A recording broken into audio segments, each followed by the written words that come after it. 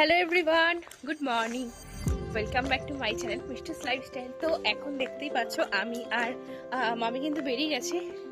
তো আজকে কিন্তু আমার এইখানে মামির বাড়িতে লাস্ট দিন, সেই কারণে আমি যাচ্ছি একটু বড় মার কাছে পুজো দিতে। সেই কারণে সকালবেলা দুজন মিলে কটা বাজে, 7:20 বাজে, আমাদের 7:35 ট্রেন। তো চলো যেতে যেতে কথা হচ্ছে আর যাওয়া যাক বড় মার কাছে। তো আমরা কিন্তু গোবরডাঙ্গা থেকে দমদমে নেমেছিলাম, আর এখানে সকালে ওয়েদারটা না এত সুন্দর লাগছে কি বলবো। আর ট্রেন থেকে দেখো আমি একটা ক্লিপ নিয়েছিলাম, এটা এত সুন্দর লাগছে, ভোরের সকাল শীতকালে গ্রামে খুব সুন্দর লাগছে, অনেক বছর পর দেখলাম।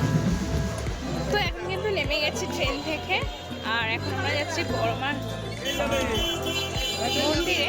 হালকা হালকা রোদ আছে, ভালো লাগছে, কিন্তু অনেকটা লেট হয়ে গেছে আসতে। আর একটু তাড়াতাড়ি বেরোলে আরও তাড়াতাড়ি আসা যেত। আর এই সেই জায়গা যেখানে বহু দূর দূরান্ত থেকে মানুষ আসে বড় মাকে দর্শন করতে। আর ঠিক তেমনই আমিও কিন্তু সেইখানে গেছিলাম, আর বড় মা কিন্তু আমাকে ডেকেছে বলে আমার যাওয়াটা সম্ভব হয়েছে।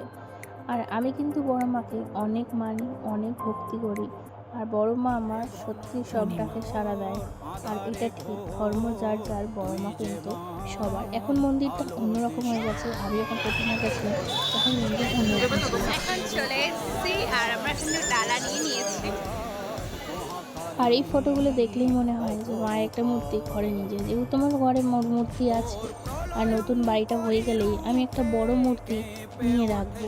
তো যাই হোক, ভিতরটা প্রচণ্ড ভিড় ছিল, তাও তোমাদেরকে ভিডিও আমি মাকে দেখিয়েছি। আগে যেমন তোমরা হয়তো দেখেছো, এখন কিন্তু পুরোটাই কিন্তু চেঞ্জ হয়ে গেছে। মায়ের পিছনের যে বেদিটা সেটা ছিল পুরোটাই রূপো।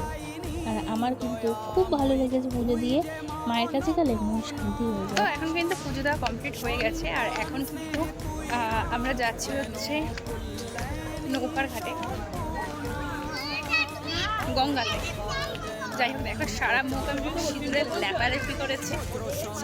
আর এই সেই গঙ্গার ঘাট যেখানে মাকে পুজো দিতে গেলে বহু লোক কিন্তু এই গঙ্গাতে আসে, এসে কিছুক্ষণ হলেও কিন্তু দাঁড়ায়। এখানে কিন্তু ঠান্ডা ঠান্ডা হাওয়াটা খুবই ভালো লাগছিলো। আমরা এখানে বেশিক্ষণ দাঁড়াইনি, আমাদের ফিরতে অনেকটাই দেরি হয়ে গেছিলো, সেই ক্লিপগুলো নেওয়া হয়নি।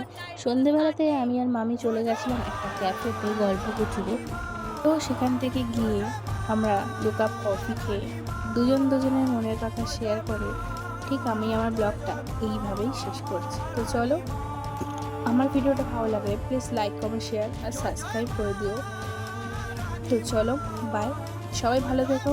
পারলে একবার কমেন্টে বলে দিও জয় বড় মা, তুমি সঙ্গে থেকো, সবার ভালো করো।